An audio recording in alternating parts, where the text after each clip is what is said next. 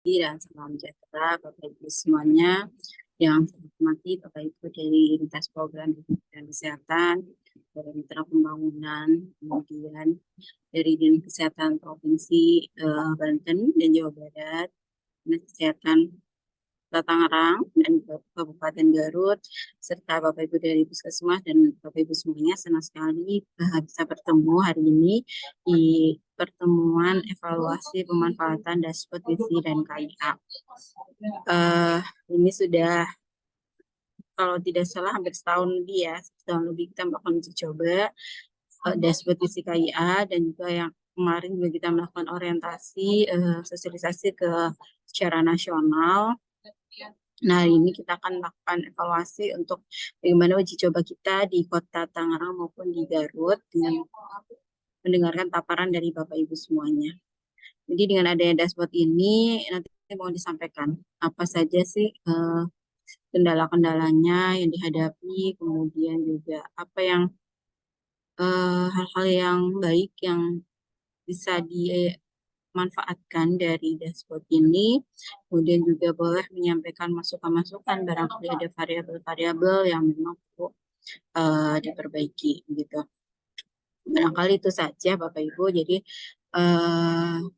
selama uji coba ini cukup memberikan masukan ya teman-teman dari Garut maupun dari Kota Tangerang untuk perbaikan dashboard. Nah, ini semoga nanti kedepannya akan lebih baik lagi dan variabel-variabelnya semakin banyak sehingga teman-teman di lapangan juga akan lebih mudah yang melakukan analisis.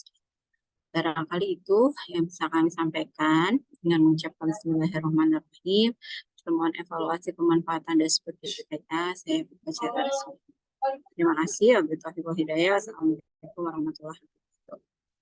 Waalaikumsalam warahmatullahi wabarakatuh. Terima kasih banyak Bu Ningrum. Baik Bapak Ibu, untuk kegiatan selanjutnya terkait analisis data nanti akan dimoderatori oleh Mas Torik. Mungkin bisa saya alihkan ke Mas Torik langsung ya. Silakan Mas Torik. Ya, terima kasih Mbak Devi. Apakah suara saya terdengar? Terdengar Mas. Ya, Terdengar dok. Ya, terima kasih. Bismillahirrahmanirrahim. Assalamualaikum warahmatullahi wabarakatuh. Selamat siang, salam sejahtera untuk kita semua. Terima kasih Bapak Ibu yang telah hadir siang hari ini terkait dengan evaluasi dashboard gizi dan KIA. Jadi tadi seperti yang sudah disampaikan oleh Dr. Ningrum bahwa kita ingin mendapatkan masukan dan saran dari Bapak Ibu yang telah melakukan uji coba sebelumnya di Provinsi Jawa Barat dan Provinsi Banten di dua kabupaten, Dinas Kesehatan Kabupaten Garut dan juga Dinas Kesehatan Kota Tangerang. Mungkin saya persilahkan tanpa memperlama waktu, kira-kira siapa yang bisa menampilkan paparan itu, mungkin dari Dinas Kesehatan Provinsi Jawa Barat atau Provinsi Banten.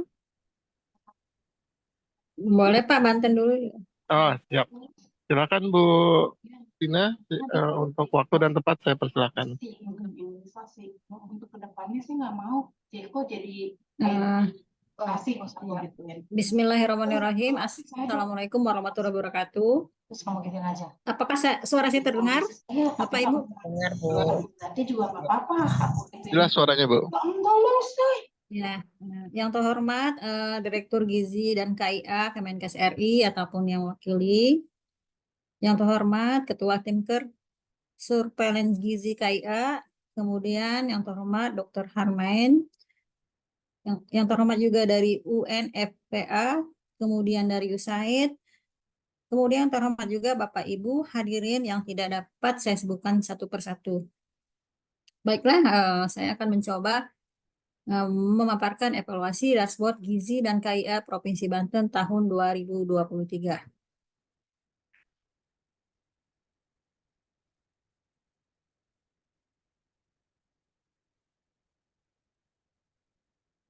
Untuk profil Provinsi Banten sendiri yaitu luas wilayah darat, perairan, dan pulau-pulau kecil kurang lebih seluas 1.878.981 hektar. Kemudian untuk luas laut kurang lebih 11.112 km persegi. Kemudian luas yang kurang dari 5 hektar ada 63 pulau sekitar 77,78%. Kemudian luas 5 hektar atau kurang dari 100 hektar ada sekitar 10 pulau, yaitu kurang lebih 12,34%. Kemudian luas yang di atas 100 hektar ada 8 pulau atau sekitar 9,88%. Lanjut. Untuk penduduk, untuk Propel Dinas Kesehatan Provinsi Banten jumlah penduduk sekitar 12.321.660. Kemudian untuk jumlah kabupaten kotanya ada 8 kabupaten kota. Peserta JKN-nya ada sekitar 94,70% yang sudah UHC-nya 5 kabupaten atau kota. Kemudian jumlah rumah sakit sekitar 126, yang udah terakre ada 118, Konek ada 65, Sisrutnya 116. Kemudian jumlah puskesmas sekarang udah 253 ya. Yang terakre 231, Koneknya 172, MTBS 247. Kemudian ini 9 jenis nakes dari 107, USG ini sebenarnya sudah pertama sudah sekitar di atas 222. Jumlah klinik 1.712 yang sudah akre 5. Kemudian jumlah tempat praktek mandiri dokter dan dokter gigi sekitar 1.027. Jumlah laboratorium 84 yang sudah akre 22. Posyandu banyak ya, 10.988. Lanjut.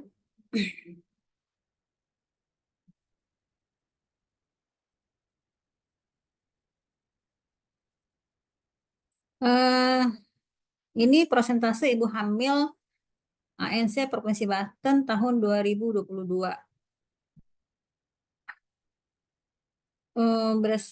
Kita lihat ya, di sini ada presentasi ANC 1, kemudian ANC 6, ANC 4, ANC K5 dengan USG ya, terus ANC 6, terus presentasi ibu hamil yang konsumsi TTD, terus presentasi ibu hamil memiliki buku KIA. Berdasarkan grafik di atas, ibu hamil ANC 1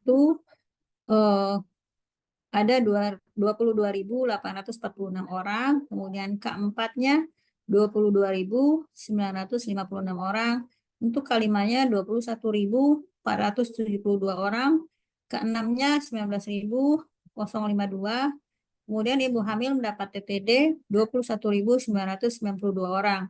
Bumil mempunyai buku KIA sekitar 23.254 orang.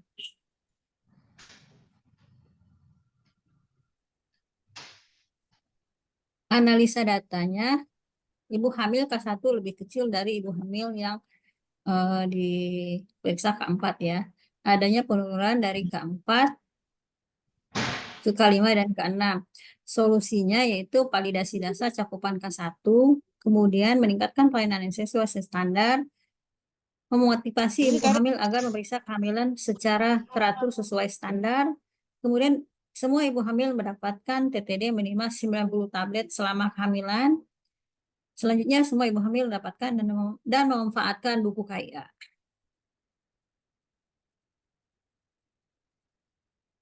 Cakupan ANC keempat Provinsi Banten tahun 2023. Di sini terlihat dari Januari sampai dengan September. Berdasarkan grafik di atas, menunjukkan ada peningkatan cakupan ANC keempat di Komdat, sedangkan cakupan ANC di EcoHealth ada penurunan dan hasil pelayanan ANC belum seluruhnya diinput atau dilaporkan di EcoHealth. Ini terlihat di grafiknya ya, yang warna orange ini ANC keempat, yang melalui Komdat, kemudian yang warna hijau ini ANC keempat yang sumber dari EcoHots.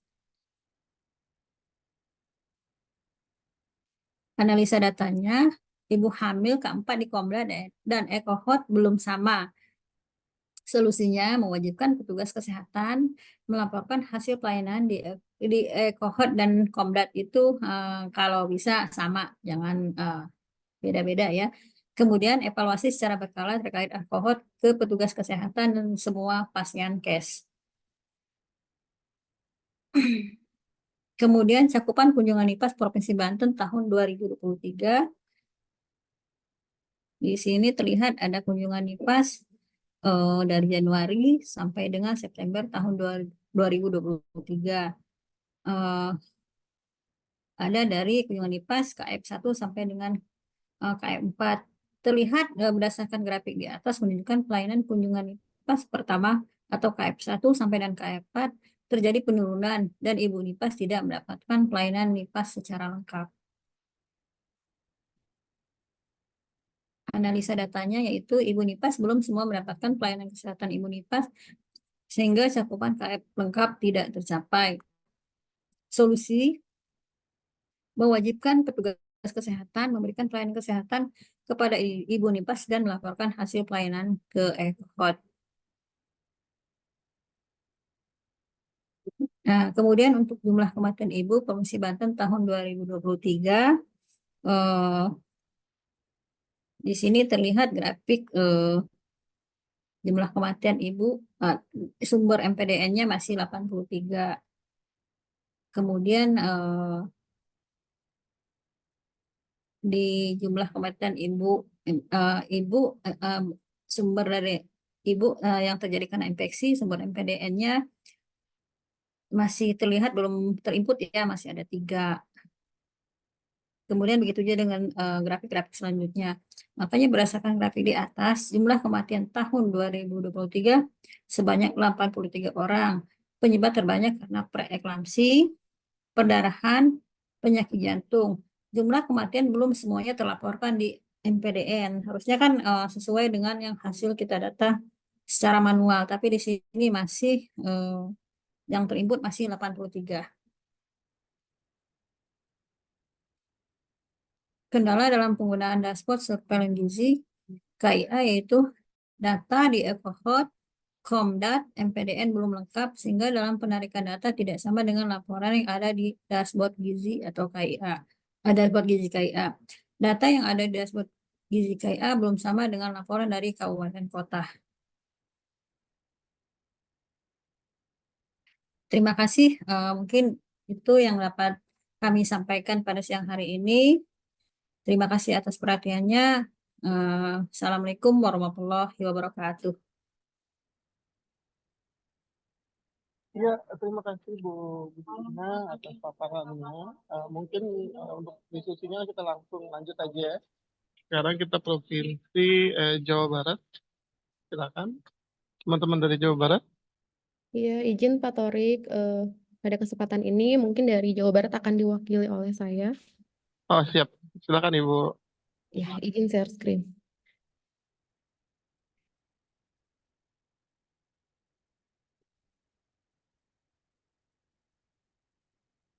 Sudah terlihat ya. Ya, baik. Assalamualaikum warahmatullahi wabarakatuh. Waalaikumsalam. Ya, perkenalkan nama saya Lutri Hadian. Pada kesempatan ini akan mewakili dari Dinas Kesehatan Provinsi Jawa Barat untuk menyampaikan hasil pemanfaatan dashboard gizi KIA di Dinas Kesehatan Provinsi Jawa Barat. Sebelumnya kami ucapkan kepada yang terhormat Direktur Gizi KIA atau yang mewakili, lalu Ketua Tim Kerja Surveillance Gizi di Surveillance Gizi KIA di Kementerian Kesehatan, lalu tim dari USAID, lalu dari tim dari UNFPA dan Dr. Hermin. Izinkan saya untuk mempresentasikan hasil analisa kami. Baik, untuk diawali dengan profil Provinsi Jawa Barat, bahwa kami ini memiliki Jumlah sasaran remaja putri sebanyak 2.170.523 orang, lalu jumlah penduduknya itu ada 49,94 juta. Lalu kita juga memiliki sasaran Ausremnya ada 27%. Kami juga memiliki 27 kabupaten kota dengan 1.106 puskesmas. Lalu memiliki posyandu 2019 posyandu remaja dan posyandu aktifnya itu ada 51.989 dan jumlah sekolahnya ada 14.815.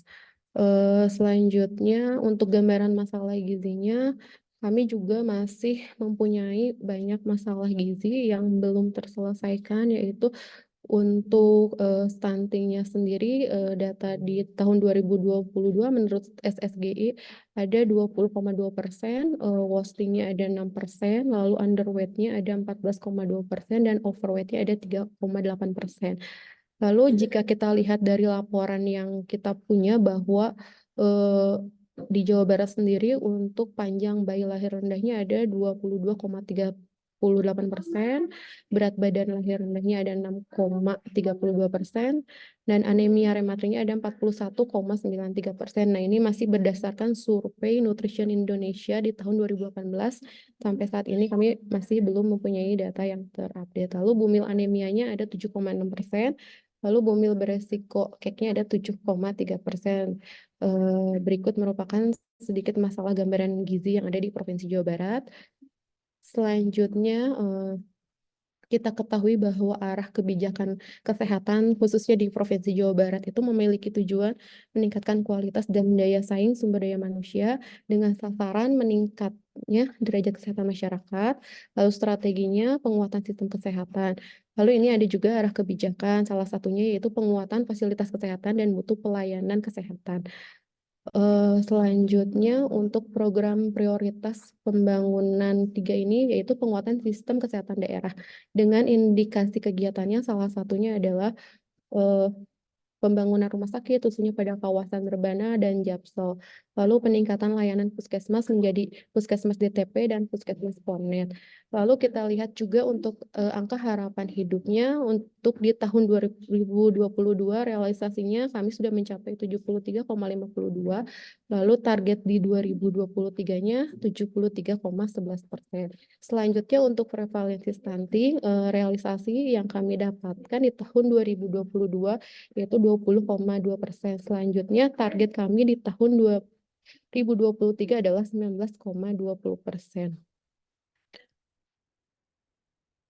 Ya, selanjutnya untuk tren kematian ibu dan bayi di Provinsi Jawa Barat untuk tahun 2023 sampai bulan November itu kami berada di angka 3.436 jiwa. Lalu untuk kematian bayi, maaf terbalik, untuk kematian ibunya ada di 699 dan kematian bayinya ada di 3.436.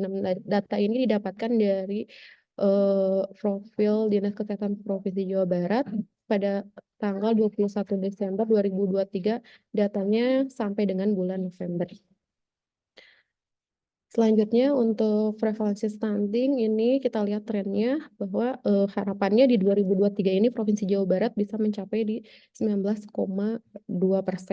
Jika dilihat rata-rata penurunan dalam 3 tahun terakhirnya ada di 2% per tahun. Namun di tahun 2022 terjadi atau mengalami penurunan sebesar 4,3% dibandingkan tahun 2021. Selanjutnya kita masuk ke dalam analisis dashboard gizi KIA di Dinas Kesehatan Provinsi Jawa Barat. Bahwa dashboard gizi KIA ini di Jawa Barat sendiri khususnya kami di seksi kesehatan keluarga dan gizi belum dimanfaatkan secara optimal. Namun kami mencoba melakukan analisis dengan mengintegrasikan beberapa variabel dari satu aplikasi dan beberapa aplikasi baik itu dari Komdat dan e-cohort. Berikut contohnya, jadi mungkin kami berbeda dengan tadi yang dipaparkan oleh Provinsi Banten ya, kami melihat di tahun 2022. Kami tidak akan fokus melihat angkanya karena kami menggunakan data tahun 2002. Sebab kami sudah apa ya, sudah membuat laporan tahunan dan kebetulan angkanya berbeda.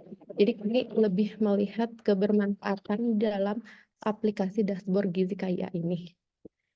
Jika dilihat dari grafik, ini kebetulan kemarin kami tidak bisa melakukan save image karena dia loading gitu. Jadi kami hanya bisa men-screenshot dari apa yang sudah kami ambil dari grafik yang kami pilih.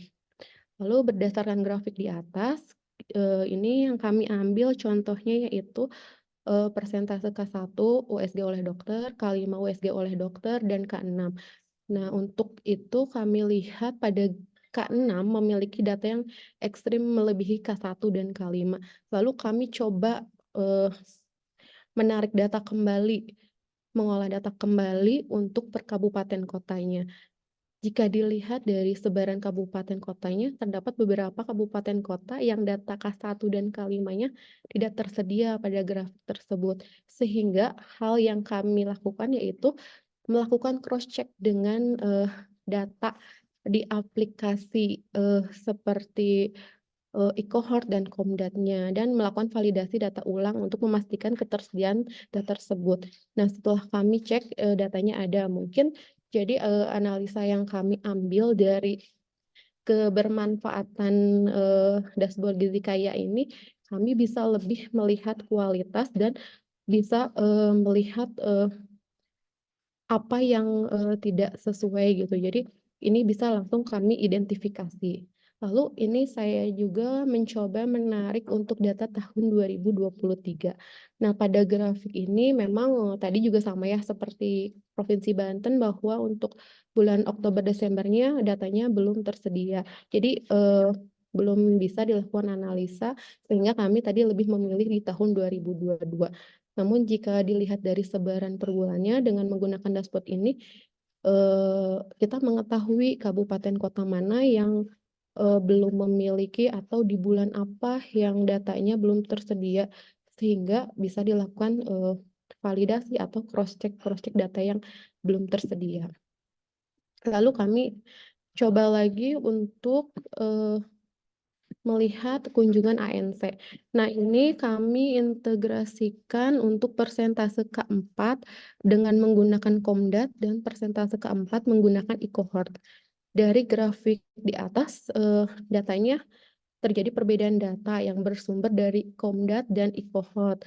Sehingga untuk analisanya kami perlu dilakukan optimalisasi pencatatan dan pelaporan dalam penggunaan aplikasi yang ada untuk menjadi bahan tindak lanjut kami nanti ke kabupaten kota terkait kepatuhan pencatatan dan pelaporan sehingga data yang didapat pun berkualitas dan harapannya bisa sama angkanya. Lalu selanjutnya, nah ini kami juga mencoba balita yang ditimbang.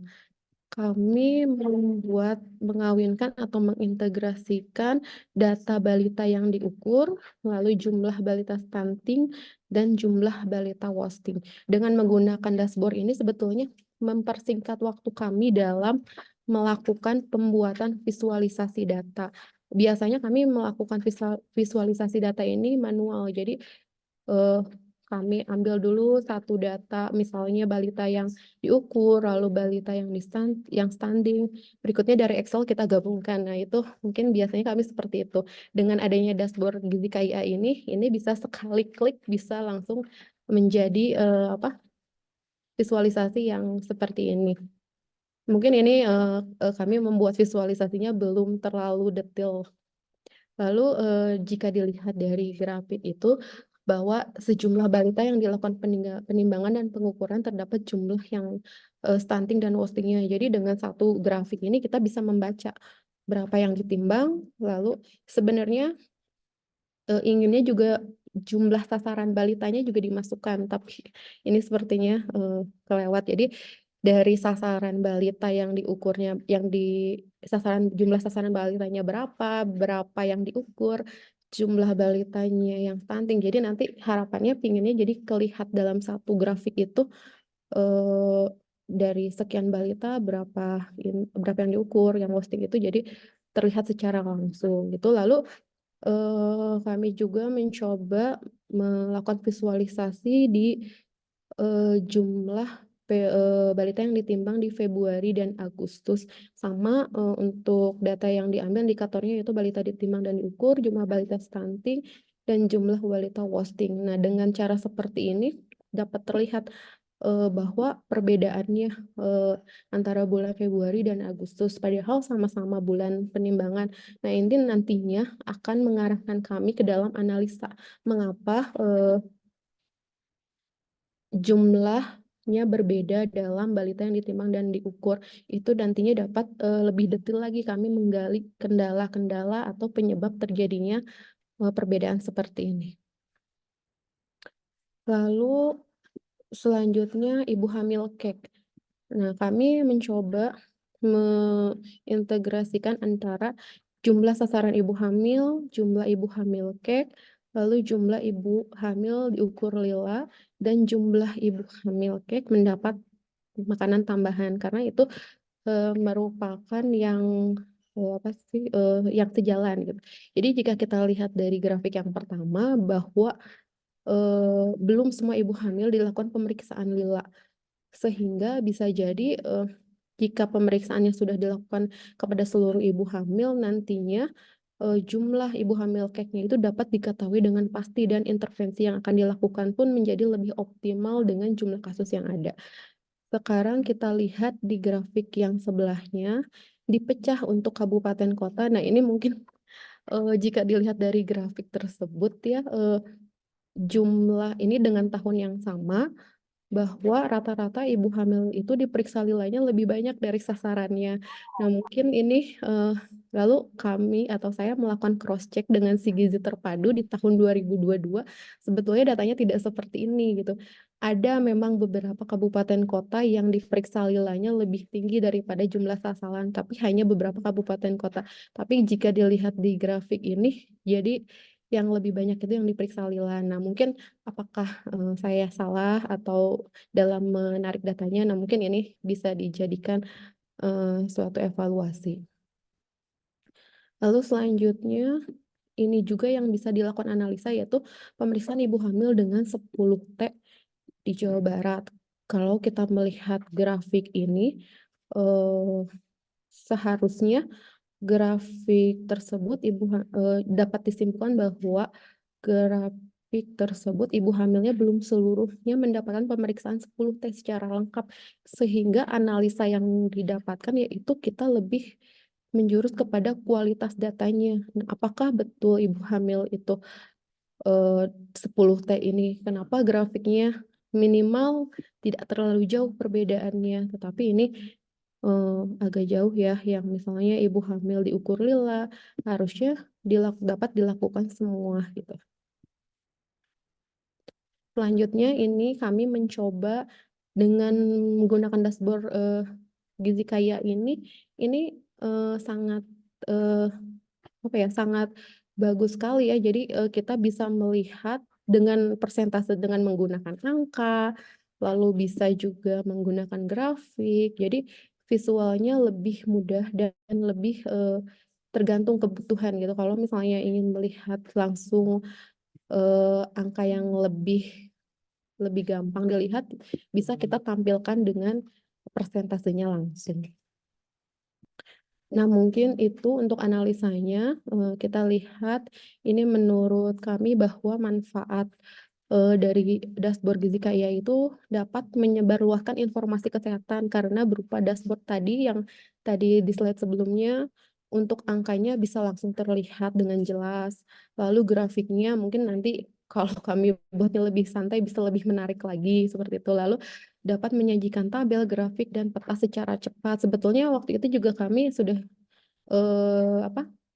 belajar ya membuat peta, tapi belum bisa kami tampilkan karena waktunya sangat singkat. Lalu didapatkan hasil visualisasi yang berupa nanti ada datanya, periodenya apa, datanya itu maksudnya ke variabelnya apa, periodenya kapan, dan organisasi unitnya apakah di tingkat provinsi, kabupaten, atau kota atau kecamatan. Lalu dapat juga mengintegrasikan beberapa data tadi dari berbagai aplikasi ya, dari Komdat, bisa dari Komdat, dari Sigizi, dan dari e-cohort.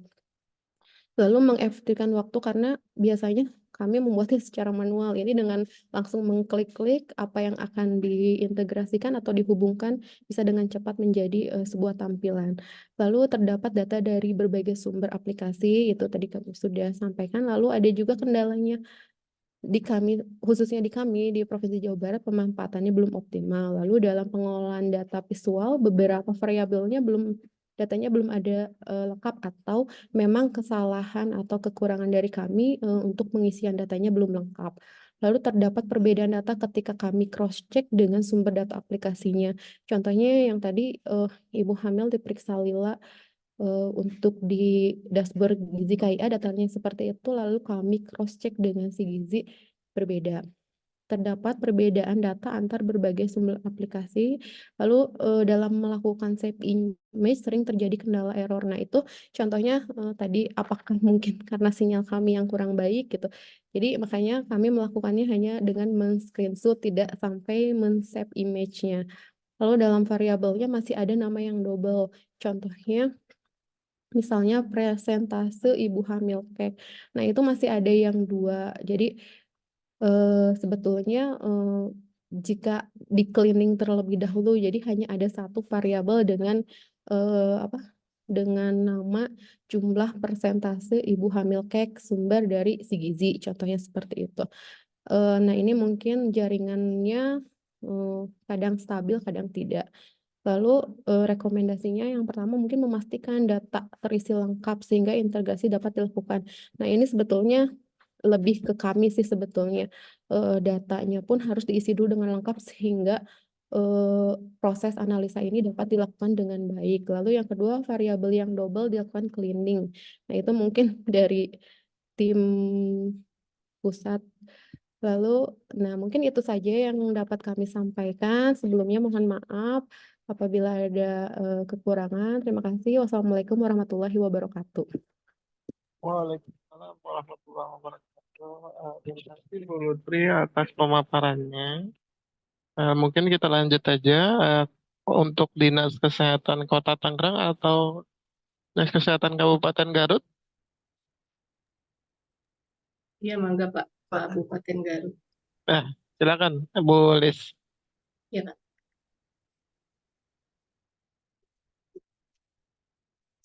Bismillahirrahmanirrahim. Assalamualaikum warahmatullahi wabarakatuh. Terima kasih Pak Torik atas waktu dan kesempatannya. Saya di sini sebagai perwakilan dari Kabupaten Garut akan mencoba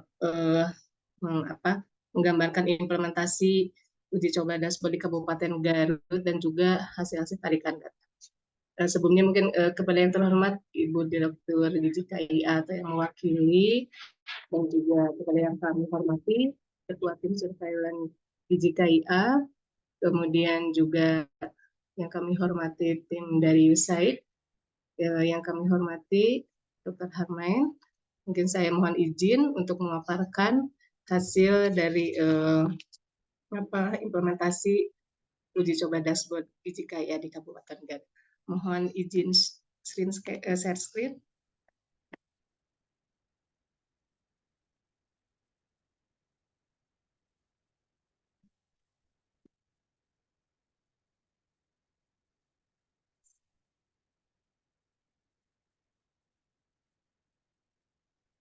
Sudah terlihat untuk gambaran? Sudah Bu, tapi belum slideshow. Oh iya. Untuk implementasi dashboard Gizi KIA di Kabupaten Garut, ini mungkin untuk paparan yang nanti akan saya sampaikan ke depan. Di sini ada gambaran umum dari Kabupaten Garut itu sendiri, kemudian juga timeline uji coba pada saat pemanfaatan dashboard Gizi KIA ini, kemudian implementasi dashboard Gizi KIA dan juga terkait kendala dan juga solusinya. Untuk gambaran umum, ini adalah Dinas Kesehatan Kabupaten Garut, di mana untuk Dinas Kesehatan Kabupaten Garut itu sendiri ada 7 puskesmas, di mana satu puskesmas dengan rumah sakit tipe B, ini adalah rumah sakit pemerintah, kemudian juga rumah sakit tipe C itu ada 3, dan rumah sakit tipe D ada 3. Untuk sarana kesehatan puskesmas itu ada 67 puskesmas, di mana ada 33 rawat inap dan 34 puskesmas dengan non-rawat inap.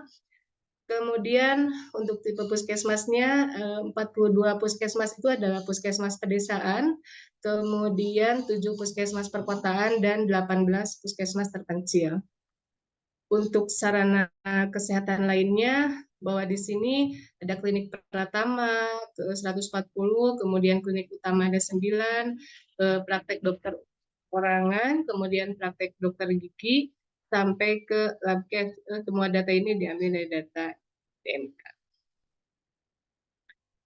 Ini untuk gambaran umum dan kependudukannya, bahwa memang Kabupaten Garut luas wilayahnya itu adalah 3065,19 km persegi dengan batas wilayah utara berbatasan dengan Kabupaten Bandung dan Kabupaten Sumedang, untuk timur berbatasan dengan Kabupaten Tasikmalaya, selatan berbatasan dengan Samudra Indonesia, dan sebelah barat itu berbatasan dengan Kabupaten Bandung dan juga Cianjur. Ini untuk jumlah penduduknya. Kemudian juga untuk komposisi penduduk berdasarkan umur, kalau dilihat dari piramida penduduk di sini, bahwa memang usia yang tertinggi di sini adalah usia produktif, yaitu usia 20 sampai kemudian juga dari mulai usia 15 tahun ke atas. Kemudian juga untuk administratifnya, bahwa Kabupaten Garut terdiri dari 42 kecamatan, 421 desa, dan 21 kelurahan. Puskesmasnya tadi sudah disebutkan bahwa ada 67 puskesmas, di mana 30 puskesmas PONET dan 37 puskesmas itu adalah non-PONET. Untuk persebaran penduduknya sendiri, memang di Kabupaten Garut itu belum merata. Di sini untuk kepadatan penduduk yang tertinggi memang di daerah perkotaan, yaitu Tarogong Kidul, Garut Kota, dan Karangpawitan. Sedangkan kepadatan penduduk terendah itu di daerah selatan, itu Kecamatan Pamulihan, Cisewu, serta Cibalong. Ini untuk data sasarannya. Mungkin di sini tidak saya tampilkan semuanya. Di sini saya tampilkan data kesehatan ibu dan anak yang memang saya tarik data di dashboard Gizi Kaya ini, di mana data sasaran yang disampaikan di sini itu berdasarkan dari SK Kepala Dinas tahun 2023 tentang penetapan sasaran program pembangunan kesehatan Kabupaten Garut tahun 2023. Untuk timeline uji coba dashboard Gizi KIA itu sendiri, bahwa memang pada bulan April itu kami mendapat berita tentang uji coba untuk dashboard KIA di Kabupaten Garut. Kemudian kami pada saat itu melakukan persiapan dengan memilih puskesmas lokus. Di sini pemilihan puskesmas lokus itu sendiri karena memang ada 67 puskesmas dan yang kami ambil di sini 22 puskesmas. Jadi kami pilih berdasarkan data entrian ekohor yang memang paling banyak. Kenapa kami ambil data entrian ekohor yang paling banyak? Karena itu nanti akan berhubungan pada saat visualisasi data. Kalau misalnya datanya yang mungkin sedikit, itu bisa apa ya? Untuk tampilannya atau visualisasi datanya mungkin minimal. Kemudian bulan April, masih bulan April, tanggal 13 sampai 14 itu dilakukan orientasi itu di Hotel Harmoni Garut dengan pesertanya 3 orang dari Dinas Kesehatan, kemudian 22 orang dari Puskesmas. Setelah dilakukan orientasi, kami juga melakukan sosialisasi yang dilaksanakan oleh tim Keska Gizi, di mana orientasi ini dilakukan secara online dan juga offline. Kalaupun misalnya online itu melakukan evaluasi untuk pemanfaatan dari dashboard Gizi KIA itu diutamakan untuk 22 puskesmas yang memang menjadi pilihan pada saat untuk uji coba di puskesmas. Kemudian di bulan Mei sampai sekarang itu kami masih melaksanakan MONEP. MONEP dari dari Kemenkes pada saat itu dilaksanakan 26 sampai 27 Juni 2023 dan juga MONEP yang dilaksanakan oleh Dinas Kesehatan pada saat kita ke lapangan untuk MONEP Kesga Gizi. Kemudian untuk implementasi dari dashboard gizi KI itu sendiri, bahwa memang kami sudah melaksanakan atau melakukan entry ke dalam aplikasi dashboard gizi KIA ini. Selanjutnya yaitu mungkin ini untuk manfaatnya secara umum ini sangat bermanfaat sekali bagi kami karena memang dengan adanya dashboard gizi KIA ini kami itu bisa melihat tampilan sesuai apa yang kita inginkan gitu. Kemudian juga kita bisa melihat apa-apa saja yang memang nanti perlu dianalisa baik untuk puskesmas ataupun terkait dengan program gizi dan lain sebagainya. Data yang diambil di sini adalah dari si gizi terpadu, kemudian dari e-cohort dan juga MPDN. Data yang kami tarik di sini adalah jumlah ibu hamil, ibu bersalin, dan bayi yang tercatat di e-cohort. Ini kami lihat dari bulan Januari sampai September, bahwa memang hasil tarikan data dari dashboard gizi KIA ini yang bersumber dari e-cohort, untuk entrian ibu hamil, dari hampir tiap bulan itu mungkin ada entriannya. Cuman kalau dilihat dari data di sini, bahwa pada bulan April itu ternyata memang sedikit gitu, sedikit untuk entriannya. Kami juga menganalisa ke puskesmas bahwa pada saat itu entriannya kenapa misalnya sedikit, karena memang pada saat kami melihat data yang ada di e-cohort itu sendiri, itu tidak banyak yang dimasukkan gitu. Apakah sampai ada seperti ini, ibu dispensasi bulan puasa pada saat itu sehingga mereka itu tidak fokus di entrian e-cohort-nya, karena memang data yang kami tampilkan di sini tergantung dari berapa sih yang dientrikan oleh teman-teman puskesmas sehingga hasilnya nanti akan keluar seperti itu. Kemudian juga kalau dilihat data dari ibu hamil, kemudian juga dari ibu bersalin sampai ke bayi, datanya ini kesenjangannya sangat signifikan. Karena memang setelah kami sampaikan di puskesmas, kami evaluasi di puskesmas, mereka memang semangat dalam mengentrikan ke dalam e-cohort-nya, tetapi pada saat untuk bersalin itu belum semuanya itu dilakukan dientrikan ke dalam persalinannya, kemudian juga ke bayinya.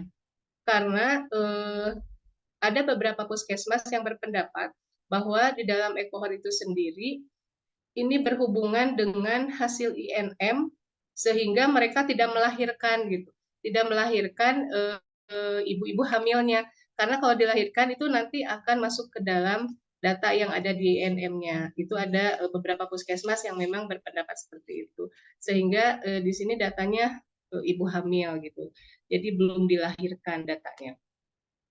Kemudian juga kami mencoba melihat data ini perbandingan pengisian e-cohort KIA tahun 2022 dan 2023, bahwa kalau dilihat memang untuk entry ibu hamil ini ada sedikit penurunan untuk di tahun 2023 karena mungkin data yang diambil itu baru sampai bulan Desember. Kemarin saya data ini diambil tanggal 28, sehingga ini mungkin ada perbedaan data antara 2022 dan 2023. Dan juga kalau saya lihat di hasil entriannya atau di hasil tarikan data yang sebelumnya, di bulan Oktober, November, Desember itu ada data yang kosong seperti itu. Padahal setelah dilihat di data ekohornya itu ada entriannya seperti itu. Kemudian juga untuk ibu bersalinnya di 2022 ini masih belum ada untuk di ekohor. Kemudian untuk 2023-nya sudah mulai dimasukkan. Kemudian untuk bayi juga 2002 ada peningkatan ke tahun 2023 untuk hasil entriannya. Kemudian juga untuk kunjungan KF ini masih sedikit karena mungkin tadi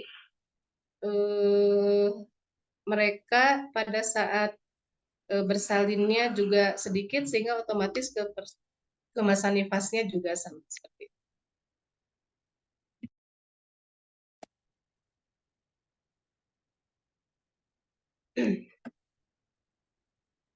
Kemudian juga di sini saya mencoba untuk menarik data jumlah ibu hamil per puskesmasnya.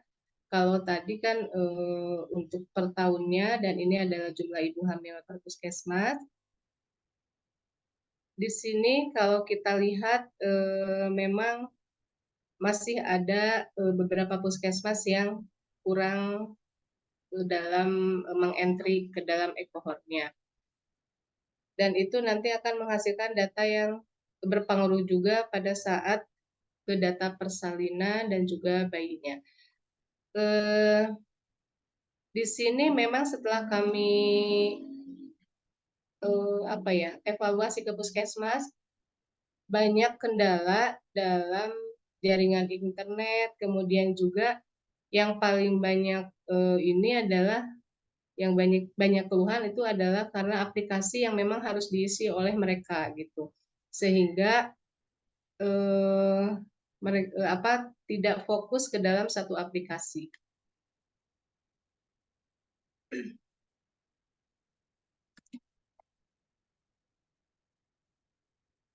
Selanjutnya ini adalah untuk kami ambil pemeriksaan ibu hamil dengan 10T. Data ini sangat bermanfaat sekali karena sebelumnya kami itu tidak bisa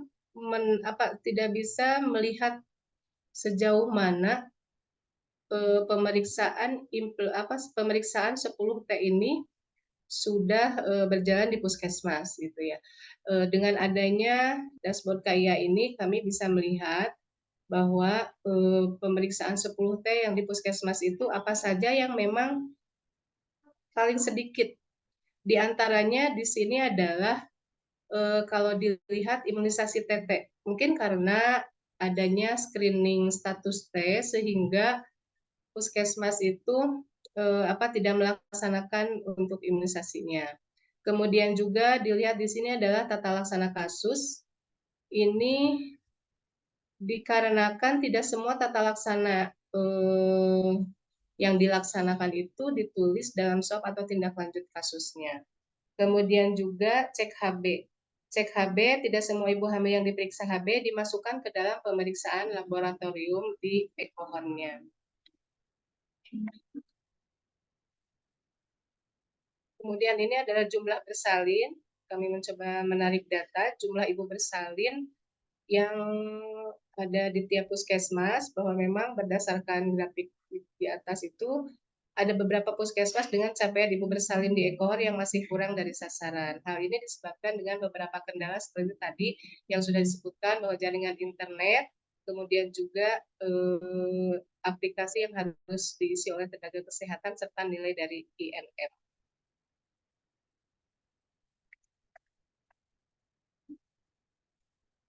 Ini adalah jumlah penolong persalinan per bulan untuk Kabupaten Garut. Kami mencoba di dashboard itu tidak hanya menggunakan grafik, tapi juga kami mencoba menampilkan dengan pivot table, gitu, sehingga itu bisa bisa lebih bervariasi dalam menampilkan data, gitu. Karena memang di dashboard Gizi Kaya itu banyak sekali tampilan-tampilan yang bisa kita pilih, sehingga kami itu memudahkan dalam tampilan datanya. ini adalah data ibu hamil. Bahwa memang kalau dilihat dari data persalinan, penolong persalinan di sini adalah paling banyak dilaksanakan oleh bidan, tetapi memang masih ada persalinan yang ditolong oleh dukun paraji di 29 puskesmas. Sehingga di sini kami tampilkan puskesmas-puskesmas yang memang paling banyak dalam pertolongan persalinan oleh paraji.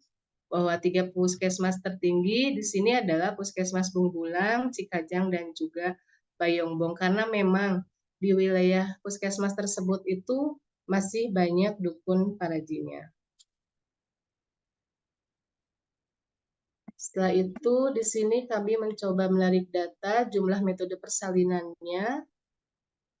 Di sini untuk metode persalinannya memang paling banyak ini adalah persalinan normal.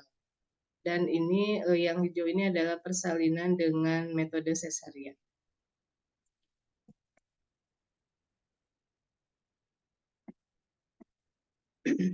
Kemudian di sini adalah kami mencoba melihat data juga jumlah bayi baru lahir per puskesmas. Kalau dilihat data di sini bahwa masih banyak puskesmas-puskesmas yang belum mengentrikan atau mengisi pelayanan di anak di ekohor sehingga datanya itu tidak bisa ditampilkan. Mungkin hanya beberapa puskesmas yang mengisi, tapi memang sebagian besar ini sudah belum diisi untuk data persalinannya. Karena memang tadi permasalahannya itu belum diupdate-nya data bayi dari ibu bersalin yang ada di ekohor, serta ada aplikasi Sigi Terpadu yang menginputkan data bayi. Jadi kadang-kadang petugas yang mengentry itu dia harus mengisi aplikasi untuk bayi ini di ekohor juga harus diisi, kemudian juga di data Sigi Terpadu.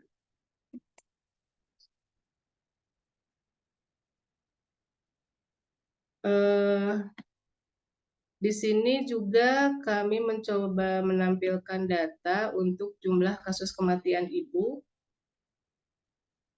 Di sini sudah ditampilkan untuk data kematian ibu yang kami tarik dari dashboard PJKIA. Setelah ditarik ternyata hanya sampai bulan Juni. Bulan Juli ke sana itu datanya masih kosong, padahal di sini kalau dilihat, padahal kami data ini diambil dari MPDN. Kalau lihat dari resume bulanan yang tarikan datanya langsung ke aplikasi MPDN-nya, bahwa memang sudah ada datanya gitu. Tetapi pada saat kami ambil di data dashboard, itu data yang dari bulan Juli sampai Desember itu belum ada gitu, sehingga mungkin apakah memang itu diambilnya. Saya dulu waktu uji coba tuh pernah mendengar bahwa ada data yang tarikannya itu ada yang 3 bulan sekali, nah seperti atau seperti apa. Saya juga kurang, mungkin nanti Pak Torik yang akan lebih mengevaluasi lagi. Ini juga untuk penyebabnya. Ini kami tarik data dari sumber dashboard PJKIA, bahwa memang kalau dilihat dari data di sini yang telah kami tarik, bahwa penyebab kematian ibu itu paling banyak adalah karena preeklamsi. Kemudian juga jumlah kematian bayi sama di dashboard PJKIA ternyata di bulan Juli itu belum tampil atau belum visualisasi datanya belum ada gitu untuk kematian bayi. Kalau untuk penyebabnya ini sudah ada, bahwa memang penyebab kematian bayi di sini kalau dilihat dari data yang sudah kami tarik bahwa 45,6% itu adalah penyebabnya kebanyakan lain-lain, kemudian yang kedua adalah karena asfiksia, itu sebesar 4,8%. Kemudian juga Ini untuk balita yang diukur dan ditimbang untuk tahun 2023. Kami tarik data dari dashboard gizi kaya dengan sumber data dari si gizi terpadu. Bahwa memang masih ada beberapa puskesmas yang masih kosong untuk balita yang diukur dan ditimbangnya. Kemudian ini sudah kami cross check ke data si gizi terpadunya itu sudah ada laporannya, tapi mungkin tidak ketarik data atau seperti apa. Karena kalau dilihat bahwa memang pada bulan Februari dan Agustus itu semua puskesmas sudah mengentri hasil pengukurannya dan penimbangannya itu ke dalam si gizi terpadu. Selanjutnya untuk balita gizi buruk juga sama, ini sudah kami coba menampilkan datanya. Kalau dilihat dari grafik memang ini puskesmas Limbangan ternyata ada 26 kasus, jadi kasusnya paling tinggi. Setelah kami cross check ternyata karena data balita gizi buruk tahun yang masih tahun sebelumnya itu masih dimasukkan gitu ke dalam tahun 2023, seharusnya itu pada saat awal tahun itu yang diantrikannya adalah balita gizi buruk yang baru. Jadi alasannya kemarin seperti itu, kenapa gizi buruknya tinggi. Jadi data yang di tahun 2022 itu masih diantrikan gitu sehingga angkanya tinggi. Kemudian untuk kendala dan solusi di Kabupaten Garut sendiri, bahwa di sini mungkin belum adanya kebijakan yang mewajibkan misalnya untuk mengisi ekohol. Solusinya di sini melakukan advokasi dengan pihak terkait, baik internal ataupun juga eksternal. Kemudian tadi ada jaringan internet di beberapa wilayah yang kurang kuat. Kemungkinan solusinya di sini adalah pemakaian sesuaikan dengan wilayah. Di sini ada beberapa wilayah dengan data operatornya, misalnya dari satu data operator, misalnya kan ada beberapa data operator yang ada di pasarannya. Ada beberapa puskesmas yang hanya satu aja yang kuat gitu sinyalnya. Kemudian juga pemeliharaan device-nya secara berkala, kemudian menggunakan aplikasi di jam yang tidak sibuk. Kemudian untuk kendalanya tadi ada beberapa aplikasi yang harus di-entry. Solusinya di sini adalah manajemen waktu yang efektif dan efisien, kemudian juga pembagian tugas entry yang jelas atau dibentuk tim entry. Selanjutnya mengusulkan agar aplikasi di puskesmas tidak banyak. Kemudian untuk kendalanya sendiri, ketidaksesuaian data dari sumber data dan dashboard gizi KIA. Di sini kami mencatat indikator perbedaan data dan melakukan analisa, kemudian pengisian data di aplikasi harus lengkap. Selanjutnya itu melakukan koordinasi dengan Ditgizi KSGA terkait perbedaan data tersebut sehubungan dengan maintenance aplikasi. Mungkin itu yang bisa kami sampaikan untuk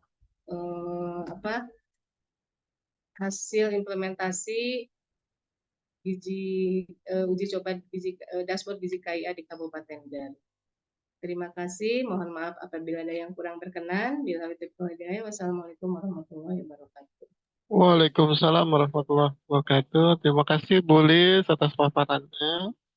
Kami persilahkan dari Dinas Kesehatan Kota Tangerang, Bu Siska. Ya, siap Pak Tori. Ya, Terima silakan. kasih. Assalamualaikum warahmatullahi wabarakatuh. Yang saya hormati tim dari Kementerian Kesehatan dan tim dari USAID. Yang saya hormati tim dari Dinkes Provinsi Jabar dan Kabupaten Garut, tim dari Dinkes Provinsi Banten, dan juga ibu-ibu bidan dari Kabupaten Garut dan Kota Tangerang. Perkenalkan, saya Siska dari Dinas Kesehatan Kota Tangerang. Izinkan saya memaparkan tentang monitoring dan analisa penurunan AKI dan AKB menggunakan dashboard Gizi KIA. Pembahasan pada hari ini, yang pertama, profil Kota Tangerang, analisa data kematian, dashboard KIA, manfaat, serta tantangan dari dashboard KIA. Berikut adalah gambaran profil di Kota Tangerang, di mana sasaran ibu hamilnya sekitar 40.925 dan bayinya sekitar 39, bayi lahir induknya 39.588 dan bayinya 42.360. Nah, ini merupakan tantangan kita bagaimana sasaran ini dan dapat terinput gitu ya di aplikasi by name by address, dan sasaran ini merupakan sasaran SPM di mana juga harus memenuhi standar dan ada datanya by name by address, bukan hanya angka agregat. Berikut adalah analisa data kematian. Seperti kita ketahui, urgensinya AKI dan AKB sebagai indikator menggambarkan tingkat kesejahteraan masyarakat dan pemanfaatan fasilitas pelayanan kesehatan yang tersedia sebagai keberhasilan pencapaian pembangunan kesehatan dan juga untuk mengukur pencapaian indeks modal manusia. Dan target SDGs 2030 menargetkan AKI di bawah 70 dan AKB di bawah 12 per 1000 kelahiran hidup, di mana target RPJMN 2020 sampai 2024 AKI adalah 183 per 100.000 kelahiran hidup dan AKB 16 per 1000 kelahiran hidup. Untuk gambaran AKI dan AKB di Kota Tangerang, untuk rencana strategis AKI AKB tahun 2021, untuk AKI kita on track, untuk AKB kita sesuai target Renstra. Untuk 2022 kita on track ya untuk AKI dan AKB-nya. Untuk gambaran kematian ibu di Kota Tangerang tahun 2023 ini sampai dengan November, kalau kita lihat ini terjadi penurunan 2016 sampai 2017, tapi dari 2017 sampai dengan 2023 ini kita cenderung stagnan ya. Ternyata menurunkan satu saja angka kematian itu sulit. Kalau kita lihat di sini 2022 jumlah kematian ibu di Kota Tangerang ada 5, lalu untuk 2023 sampai dengan November kita sudah ada 6, terjadi peningkatan satu kematian. Untuk jumlah kematian bayi kita juga cenderung stagnan ya, berkisar di antara jumlahnya 40 dan penyebab terbanyak adalah asfiksia dan BPLR. Berdasarkan hasil AMP Kota Tangerang tahun 2022, rumah sakit terdapat 66,6%, ANC tidak berkualitas, 33,3%, stabilisasi rujukan kurang memadai, sedangkan untuk di rumah sakit 16,6% ibu meninggal dalam 6 jam setelah masuk rumah sakit, dan 50%-nya penanganan substandar. Berdasarkan hasil AMP tahun 2023, 75% kematian itu dapat dijegah. Untuk dashboard KIA, jadi hari ini merupakan rangkaian kegiatan yang kita sudah 4 kali mengadakan pertemuan baik secara offline dan online, dan Kota Tangerang mengikutsertakan seluruh puskesmasnya yang untuk ikut uji coba dashboard. Jadi ada 37 puskesmas. Nah, ini adalah gambaran visualisasi dashboard KIA Kota Tangerang. Ini dengan adanya dashboard KIA ini sangat membantu kita ya untuk menganalisa data layanan kesehatan ibu dan bayi ini bisa disesuaikan dengan kebutuhan atau keinginan kita, data apa aja yang mau kita butuhkan. Ini saya coba menarik data cakupan K4, K6 dan persalinan pasien plus bersumber dari Pemda tahun 2023. Kenapa saya di dashboard ini ambilnya dari Pemda? Karena lebih tinggi ya angkanya dibandingkan dengan e-cohort gitu ya. Jadi dari Pemda cakupan K4, K6 dan persalinan walaupun sudah 76%, 70%-an, tapi tidak sesuai dengan data inputan di Komdat. Kalau di Komdat kami sampai dengan November itu sudah 90% ke atas gitu ya. Jadi di sini pun di dashboard KIA jika ditarik data dari Komda pun belum sesuai dengan data inputan di Komda. Dan data ini juga dashboard KIA tergantung bagaimana komitmen dari fasilitas kesehatan, baik itu puskesmas dan dinas kesehatan untuk menginput data secara lengkap di aplikasi yang sudah existing gitu ya, sehingga kita dapat menarik data dan dapat menganalisa cakup layanan kesehatan ibu dan anak. Dan saya menarik data indikator kematian ibu dan bayi tahun 2023 ini dari sumber NPDN. Dan alhamdulillah ya untuk kematian ibu dan bayi semua kematian teman-teman pasien lupus ya dari baik di puskesmas rumah sakit sudah rutin dan mengisi jika ada kematian mengisi di aplikasi NPDN.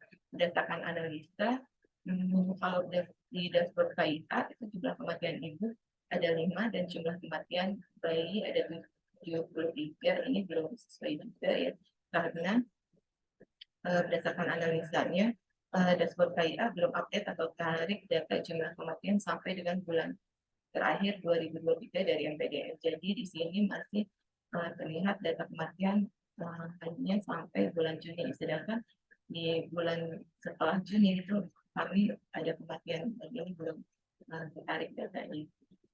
Kematian bayi di sini belum sesuai dengan data di kami juga. Di sini ada 73. Berdasarkan analisa kami bahwa data IOFT dan kalkulasi 28 ini di NPDN terinput di dashboard kematian bayi. Dan untuk dashboard KIA juga belum dapat menampilkan distribusi umur dan lain-lain. Cuma kelebihannya ini dengan dashboard KIA kita dapat menampilkan jumlah kematian dari aplikasi NPDN. Nah, ini juga saya menarik data jumlah ibu hamil preeklampsi dan jumlah kematian dengan preeklampsi tahun 2023. Jadi dengan adanya dashboard KIA ini kita dapat menganalisa berapa sih jumlah ibu yang dengan aplikasi preeklampsi dan berapa ibu yang meninggal karena preeklampsi. Nah, ini dengan adanya dashboard KIA kita dapat difasilitasi data-data terkait. Lalu dari dashboard KIA kita juga dapat melihat jumlah SDM pemenuhan SDM di kabupaten kota. Di sini saya menarik data tahun 2022 ya, tahun 2022 di dashboard KIA jumlah SPOG, SPA dan spesialis anestesi itu jumlahnya belum sesuai gitu ya dengan data SDMK. Kalau di data ke SPOG 115, sedangkan spesialis anestesi 93 ya. Ini ya mungkin masih ada kekurangannya belum update atau tarik data jumlah SDM dari SDM. Lalu untuk dashboard KIA ini saya mencoba menarik indikator jumlah tampak berdasarkan e-cohort tahun 2022 sampai Maret 2023. Saya mencoba menarik data level puskesmas dan level kota. Jadi ada perbedaan dashboard KIA belum update atau tarik data jumlah ARC dari e-cohort.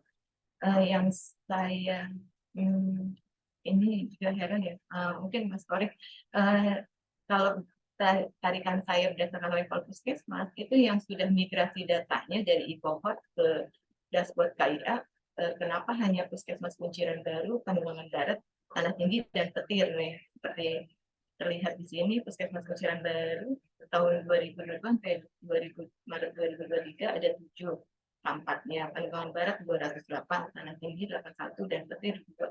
Sedangkan kalau di e-cohort kami itu mau semua puskesmas sudah menginput dan lebih datanya dari hasil tarikan data saya ini, apakah karena kami berbeda gitu ya servernya dan alamat websitenya ya dibandingkan dengan kabupaten kota. Tapi kenapa 4 puskesmas ini bisa masuk gitu kita bisa migrasi datanya ke dashboard KIA. Lalu ini hasil filter, ada perbedaan tarikan ya berdasarkan data level Kota Tangerang, level Puskesmas. Kalau berdasarkan level Kota Tangerang, jumlah K4-nya itu 287, sedangkan kalau kita tarik level Puskesmas jumlahnya 298. Jadi ada perbedaan walaupun dengan periode waktu yang sama, tapi jumlahnya kenapa berbeda gitu ya antara level Puskesmas dan level kota. Ini merupakan dashboard KIA cakupan K1, K4, PF berdasarkan sumber e-commerce tahun 2022. Ini saya tarik grafiknya bentuk batang dan pivot tabel ya. Dari data ini analisanya data di dashboard KIA tidak sesuai dengan data yang di e-commerce teman-teman Puskesmas. Dan data K4 ada di beberapa bulan, data K4-nya itu lebih tinggi dari K1, dan data persalinan infasiankesnya itu tahun 2022 justru semuanya kosong ya, tidak ada datanya. Nah ini mungkin juga apakah tadi ya karena kami berbeda server dan alamat websitenya, dan juga saya mengingatkan juga untuk teman-teman di Puskesmas bahwa di cohort itu jangan hanya untuk input ANC-nya saja, tapi diharapkan pengisian di cohort itu lengkap mulai dari ANC sampai persalinan juga di input di cohort. Ini indikator jumlah K1, saya membandingkan antara jumlah K1 dengan K1 yang melakukan USG sumber e-commerce tahun 2023. Di sini bisa kita lihat datanya, dashboard KIA-nya, jumlah K1 itu lebih kecil dari jumlah K1 yang dilakukan USG gitu ya. Kan harusnya itu K1 yang di USG itu masuk juga gitu data untuk K1. Bagaimana ini tarikan datanya ini seperti apa? Apakah yang K1 USG itu masuk juga ke dalam harusnya masuk juga ke dalam K1 gitu ya. Dan analisanya juga dashboard KIA belum update atau tarik data jumlah ANC dan itu. Ini merupakan dashboard KIA jumlah ibu hamil 10T tahun 2022. Yang saya jadi mencoba menarik data dashboard KIA standar kualitas pelayanan ANC 10T. Kalau kita lihat di sini harusnya idealnya semua data sama gitu ya, setiap ibu hamil wajib itu 10T, kecuali mungkin imunisasi TT gitu ya, karena kan harus dilakukan screening. Nah ini juga menjadi perhatian teman-teman Puskesmas juga pada saat menginput itu diperhatikan lagi dan harus diisi lengkap standar 10T-nya. Jadi kita bisa menganalisa dari data ini bahwa belum sesuai ya inputannya. Manfaat, tantangan, dan rekomendasi untuk dashboard KIA. Manfaatnya dengan adanya dashboard KIA memudahkan user dalam menganalisa dan menampilkan data sesuai kebutuhan. Data layanan kesehatan dapat dipantau, dianalisa dengan cepat oleh Dinas Kesehatan, pimpinan fasilitas kesehatan kapanpun dan dimanapun, memudahkan kita untuk monitoring dan evaluasi pelayanan kesehatan, dan sebagai perencanaan tindak lanjut atau penyusunan kebijakan berbasis data sehingga kita dapat memperbaiki mutu layanan kesehatan ibu dan anak. Tantangan dashboard KIA adalah tenaga yang terlatih dimutasi atau resign namun tidak mentransfer ilmu dan job desk-nya ke petugas lain sehingga harus melatih ulang. Lalu dibutuhkan juga komitmen dari fasilitas kesehatan untuk menginput data ke dalam aplikasi secara lengkap. Ya, jadi harus mengisi secara lengkap aplikasi yang sudah existing seperti e-cohort, PPDS, CBG, Komdak, dan lain-lain. Karena dashboard gizi KIA ini tergantung inputan dari fasilitas kesehatan, sehingga dibutuhkan peningkatan pencatatan laporan di fasilitas kesehatan dan dinas kesehatan. Dan perlunya adanya monitoring dan evaluasi yang intensif untuk memastikan semua fasilitas kesehatan mengisi aplikasi dengan lengkap dan tepat waktu, dan dibutuhkan juga peran pimpinan atau manajemen fasilitas kesehatan untuk memastikan aplikasi berjalan dengan baik. Rekomendasi untuk dashboard KIA adalah agar tarikan datanya itu dapat real time, karena yang saya ketahui bahwa tarikan dashboard KIA ini tarikannya berdasarkan minggu atau bulan gitu ya, jadi belum real time. Yang kedua adalah dibutuhkan migrasi data dari aplikasi lain itu sesuai, jadi adanya kesesuaian antara aplikasi yang sudah existing dengan dashboard KIA gitu ya. Seperti yang tadi tampilan itu masih belum sesuai antara aplikasi yang sudah existing dengan dashboard KIA. Dibutuhkan juga panduan atau video tutorial analisa data menggunakan dashboard KIA, dan butuh juga kamus definisi operasional setiap indikator, karena saya lihat tuh di indikatornya banyak sekali ya, mulai dari K1 aja banyak tuh, ada K112, K136 dan sebagainya. Lalu perlu juga ya grouping seperti misalnya sumber data Komdak dibuat grouping, super yang e-commerce dibuat grouping, jadi biar kita memudahkan untuk memilih setiap indikatornya. Demikian yang dapat saya sampaikan. Terima kasih. Assalamualaikum warahmatullahi wabarakatuh. Waalaikumsalam warahmatullahi wabarakatuh. Terima kasih Bu Siska atas paparannya. Bapak Ibu, mungkin kita lanjut lagi kepada dua puskesmas dari Kota Tangerang dan Kabupaten Garut. Mungkin karena waktu juga mungkin bisa lebih dipersingkat. Mungkin dari puskesmas Karangtengah sudah siap? Baik, Pak Torik. Iya, dipersilakan waktu dan tempat.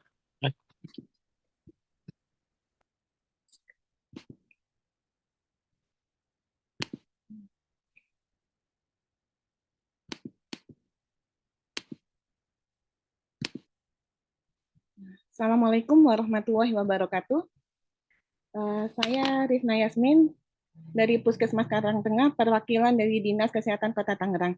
Sebelumnya yang saya hormati tim dari Dit Gizi KIA Kemenkes, tim dari USAID, tim dari Dinas Kesehatan Provinsi Jawa Barat dan Kabupaten Garut, tim dari Dinas Kesehatan Provinsi Banten, dan Dinas Kesehatan Kota Tangerang, serta teman-teman semua.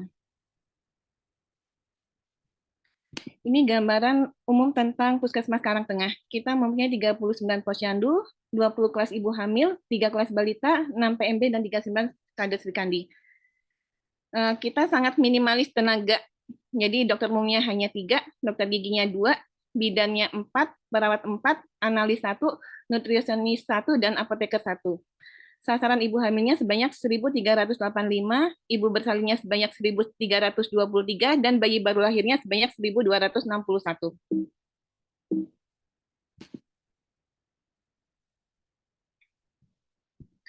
Nah, saya mencoba mengambil data dari dashboard KIA ya. Ini data yang saya ambil yaitu grafik K1, sumbernya EcoHeart, yaitu grafik K1, K1 USG, K5 USG, dan K6. Dari grafik di samping menunjukkan adanya kesenjangan antara jumlah K1 yang USG, K5 USG, dan K6.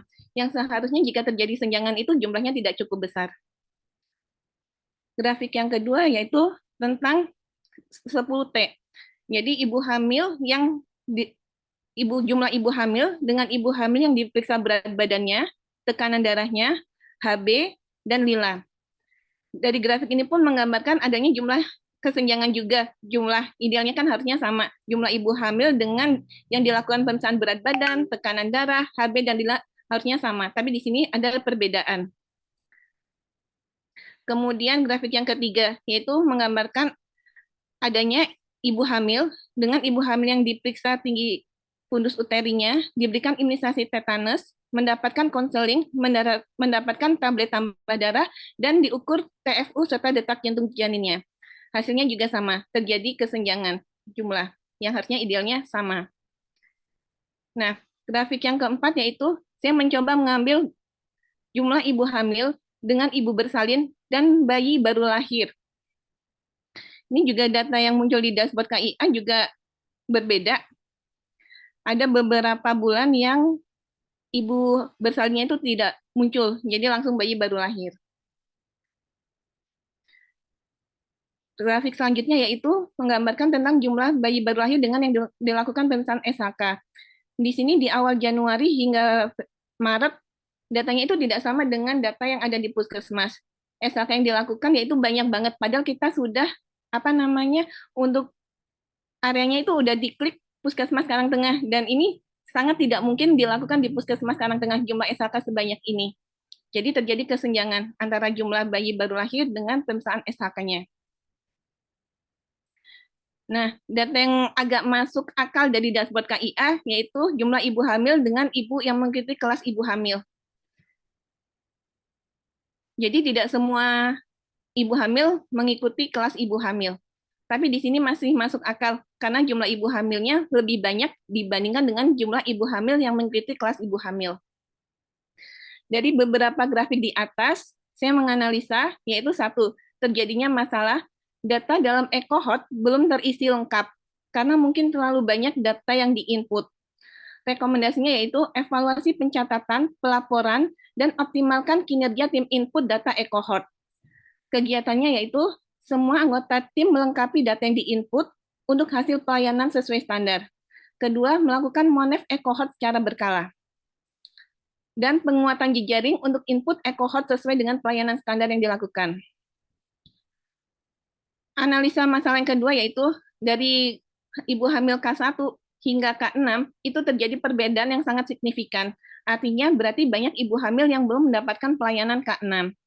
Rekomendasinya yaitu melakukan sosialisasi ANC terpadu yang berkualitas.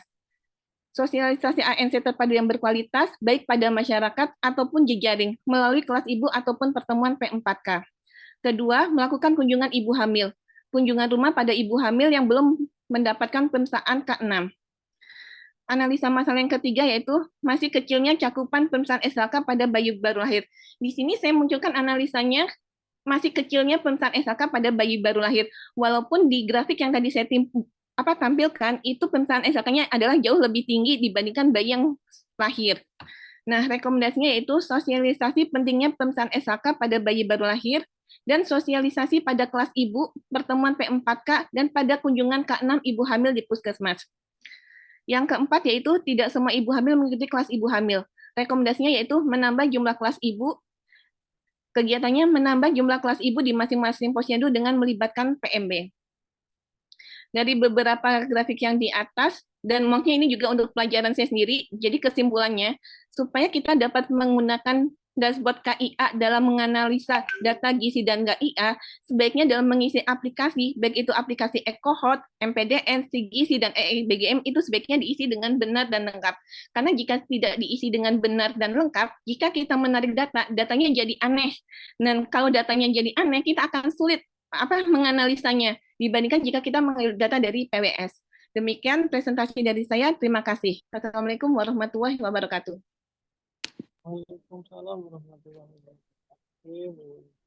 Dari Puskesmas Karangtengah, Tangerang, Ibu.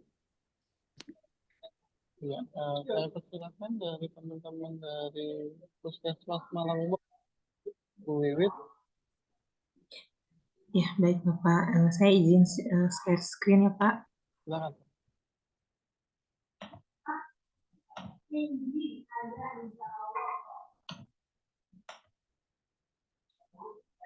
Bismillahirrahmanirrahim. Assalamualaikum warahmatullahi wabarakatuh.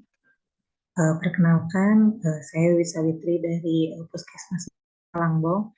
Yang pertama, yang terhormat untuk Direktur Gizi dan KIA atau yang mewakilinya, yang terhormat Tim Suplemen Gizi KIA, Kementerian Kesehatan, yang terhormat dari UNFDA dan USAID, yang terhormat juga Dr. Herme, serta yang terhormat tim dari Dinas Kesehatan Provinsi Banten dan Dinas Kesehatan Jawa Barat, yang terhormat Dinas Kesehatan Kabupaten Garut dan Kabupaten Tangerang. Bismillahirrahmanirrahim. Sebelumnya saya terima kasih kepada Dinas Kesehatan Kabupaten Garut dan dari Gizi KIA yang telah memberikan kesempatan kepada saya untuk memaparkan evaluasi dari uji coba dashboard Gizi KIA tahun 2023. Ini merupakan gambaran umum dan kependudukan dari Puskesmas Malangbong. Wilayah kerja Puskesmas Malangbong ini terdiri dari 5.622.000 hektar untuk luas wilayahnya, dan jumlah penduduknya di 72.374 jiwa. Untuk batasan wilayahnya, dari sebelah timur itu perbatasan Kabupaten Tasik, sebelah baratnya perbatasan dengan wilayah kerja Puskesmas Malangbong, karena Kecamatan Malangbong itu memiliki 2 wilayah kerja di Puskesmas Malangbong dan Puskesmas Citeras. Sebelah utaranya perbatasan dengan Kabupaten Sumedang, dan sebelah selatannya berbatasan dengan wilayah kerja Puskesmas Citeras. Selanjutnya ini untuk sasaran dari dinas mengenai program ibu dan anak, yaitu untuk sasaran ibu hamil di 1.360 ibu hamil. Untuk ibu bersalinnya ada 1.300 ibu bersalin untuk sasarannya. Untuk kelahiran hidup 1.247, dan untuk sasaran balita 6.019. Untuk jumlah nakes, sarana dan prasarana yang ada di wilayah kerja Puskesmas Malangbong itu terdapat 5 dokter, ada 30 bidan, 11 bidan desa, dan 31 perawat. Untuk jumlah posyandunya kita memiliki 79 posyandu, dan alhamdulillah 79 posyandu ini sudah memiliki alat antropometri dan memiliki alat-alat posyandu yang lengkap, serta memiliki 4 pustu dan jumlah USG-nya ada 2. Nah, ini untuk analisis data menggunakan dashboard gizi dan KIA. Yang pertama ini saya ambil dari dashboard gizi KIA mengenai ibu hamil yang terdaftar di e-cohort. Berdasarkan grafik bisa dilihat bahwa setiap tahunnya alhamdulillah UPT Puskesmas Malangbong mengalami peningkatan dalam pengisian e-cohort. Di 2023 itu ada 2.071 ibu hamil yang terentry. Untuk grafik selanjutnya itu pelayanan ANC memang terlihat untuk tahun 2023 ini di grafik pelayanan ANC di K6 di bulan Maret, April, dan Mei itu lebih banyak daripada ANC di K1, K4, dan K5. Nah, kalau ini saya mencoba untuk mensinkronkan data ibu hamil yang di e-cohort. Jadi ini saya ngambil data dari e-cohort. Punten maaf, ini masih dari gizi KIA. Kalau dari dashboard gizi KIA ini berdasarkan grafik di samping untuk tahun 2023, untuk Oktober dan Desember pengantrian e-cohort mengalami penurunan. Tetapi saya coba ambil data dari e-cohortnya sendiri. Untuk K1 yang di entry untuk bulan Oktober, November, dan Desember itu memang ada entriannya. Di Oktober ada 61 ibu hamil, di November ada 63, dan di Desember ada 58 ibu hamil yang terentry. Selanjutnya ini data dari dashboard gizi KIA. Berdasarkan grafik di atas terlihat bahwa di bulan Oktober sampai Desember tidak ada pelayanan persalinan yang terbaca oleh aplikasi dashboard gizi KIA. Sedangkan kalau di e-cohort itu capaian linakesnya sudah terentry per desa dan per bulan, walaupun memang belum semuanya terentry persalinan di UPT Puskesmas Malangbong. Selanjutnya saya mencoba mengambil data jumlah balita stunting yang memakai grafik dan memakai tabel. Bisa terlihat untuk data di Puskesmas Malangbong jumlah balita stuntingnya itu tidak muncul. Selanjutnya ini juga saya mencoba membuat perbandingan pendistribusian PMT pada ibu hamil kek. Ibu hamil K1 keknya ada 18, sedangkan ibu hamil kek yang mendapat makanan tambahannya hanya 11. Jadi bisa dilihat dari gambaran dari grafik di atas itu ibu hamil kek masih ada ibu hamil kek yang belum mendapatkan PMT. Nah, kendala yang saya alami dalam pengaplikasian dashboard gizi KIA, yang pertama data belum bisa diakses secara keseluruhan. Contohnya saya tadi coba untuk mengakses data kematian ibu dan bayi masih belum bisa terakses. Selanjutnya data yang sudah diinput tidak muncul di dashboard gizi KIA. Yang tadi misal yang dari K1-nya di e-cohort itu ada, tidak muncul di gizi KIA. Terus memang ada perbedaan data antara dashboard gizi KIA dan aplikasi yang lain.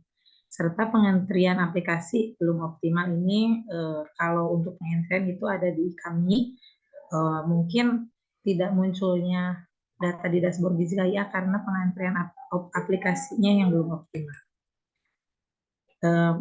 Untuk pemecahan masalahnya kita memotivasi untuk tenaga kesehatan agar pengisian aplikasinya itu secara optimal, benar, sehingga data yang diinputkan bisa terbaca oleh dashboard Gizi KIA. Selanjutnya melakukan evaluasi dalam pengisian aplikasinya. Sebenarnya kalau misalnya kita dapat mengisi dengan baik, terus dapat memanfaatkannya dashboard Gizi KIA ini, kita dapat mempermudah dalam memperoleh data apapun karena memang banyak aplikasi-aplikasi yang ditarik datanya oleh dashboard Gizi KIA. Selanjutnya mempermudah untuk melakukan analisis data dari berbagai sumber. Jadi kita bisa tadi menganalisis data dari e-cohort atau dari NPDN atau dari data Pemdat. Selanjutnya mempermudah untuk merencanakan rencana tindak lanjut karena setelah analisis terdapat masalah dan mempermudah untuk merencanakan tindak lanjutnya. Yang terakhir kita bisa mempermudah dalam penyajian data karena data yang tersaji dari dashboard Gizi KIA itu sudah berbentuk diagram, bisa diagram pie atau data tabel. Terima kasih. Mohon maaf bila ada kesalahan. Wassalamualaikum warahmatullahi wabarakatuh.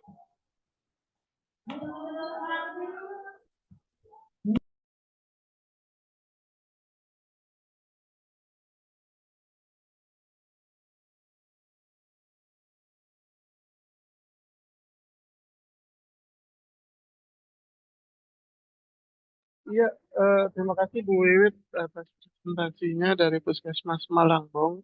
Ya, terima kasih Bapak Ibu semua yang telah menyampaikan bahwa terkait dengan penggunaan dan pemakaian dashboard DAIS 2 untuk data-data indikator gizi dan KIA. Mungkin sebelum kita masuk ke tanya jawab, kita mau mendengar dulu tanggapan dari Dr. Ningrum selaku Ketua Tim Kerja Surveillance Gizi dan KIA. Lalu di sini juga ada Pak Harmin dan juga ada Mas Lian dari CISU. Jika memang ada tanggapan, dipersilahkan.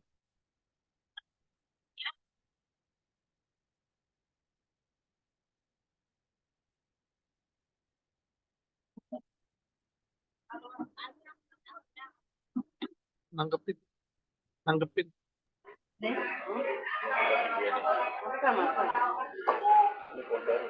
Pak Harmin, silakan.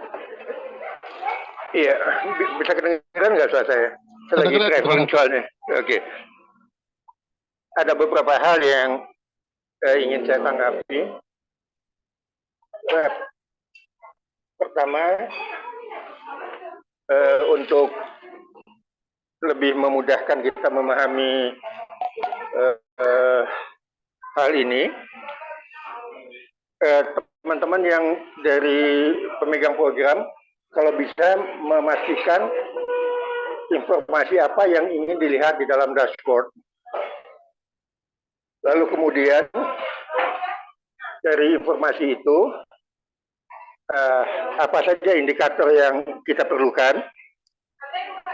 Lalu kemudian untuk setiap indikator, apa saja variabelnya, dan variabel itu apa saja data elemennya yang harus ada di dalam datasheet.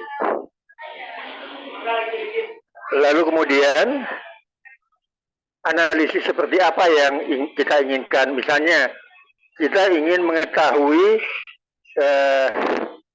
cakupan persalinan antenatal care yang paling rendah itu ada di mana.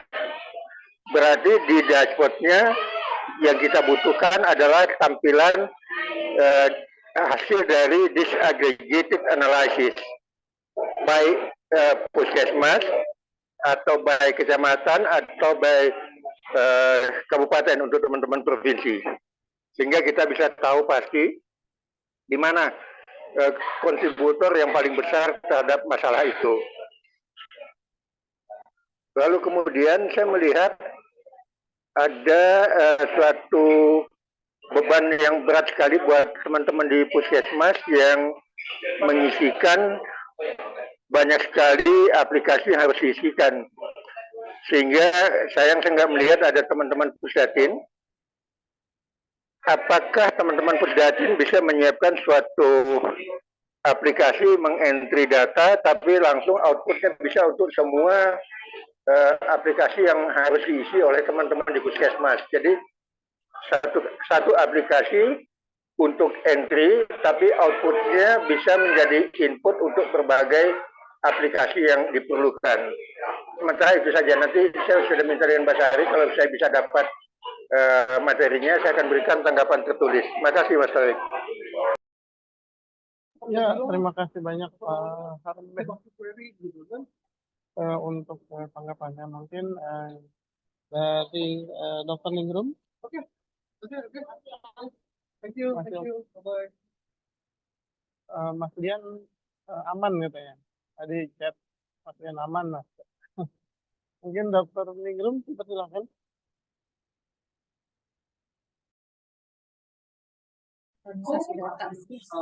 Ya, baik, terima kasih. Ini paparannya cukup komprehensif ya tadi dari teman-teman provinsi, kabupaten, puskesmas, sehingga saya juga bisa melihat bagaimana aliran datanya.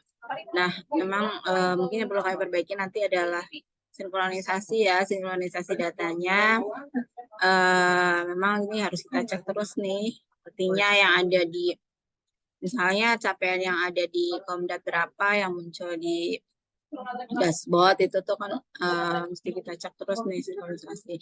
Nah, harapan kami nanti Bapak Ibu, kendala-kendala tadi sudah kami catat. Nah, harapan kami tadi teman-teman yang lain juga bisa memanfaatkan data ini untuk melakukan tadi ya saya sudah lihat tuh sudah pada pintar membanding-bandingkan beberapa variabel gitu teman-teman puskesmas. Nah, ini juga nanti teman-teman puskesmas yang lain kami harapkan bisa memanfaatkan dashboard ini sehingga dashboard ini nanti benar-benar bermanfaat untuk melakukan analisis dan pastinya tadi dilakukan analisis ya tiap bulan. Jadi teman-teman tahu mana sih tadi SHK-nya kok masih jomplang ya dari sasaran bayi baru lahir dengan yang dilakukan SHK ketahuan kan ternyata masih jauh gitu ya sasaran kenapa. Kemudian tadi ada masukan-masukan ya tadi yang mungkin variabel-variabel yang asinkron nanti kami catat nanti kami untuk perbaikan dashboard ke depan ini biar nanti lebih bagus lagi. Dengan kami harapkan ini dari 2 kabupaten kota ini ya semuanya semua puskesmas bisa memanfaatkan dashboard ini gitu ya. Dan tadi rutin melakukan analisis tiap bulan, di-feedback-kan, jangan lupa di-feedback-kan ke lintas program, apa yang dibutuhkan gitu ya. Kemudian juga ke lintas sektor, sehingga apa yang kita kerjakan juga bisa bermanfaat dan juga bisa meningkatkan kinerja kita untuk upaya penurunan AKB nanti.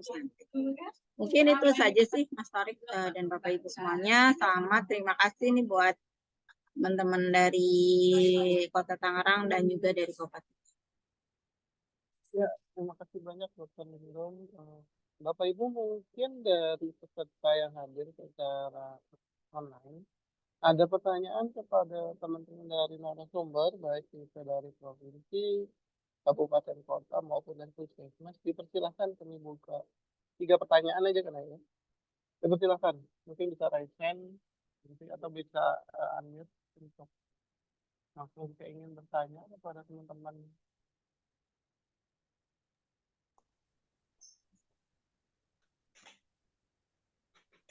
Mohon izin Pak Torik.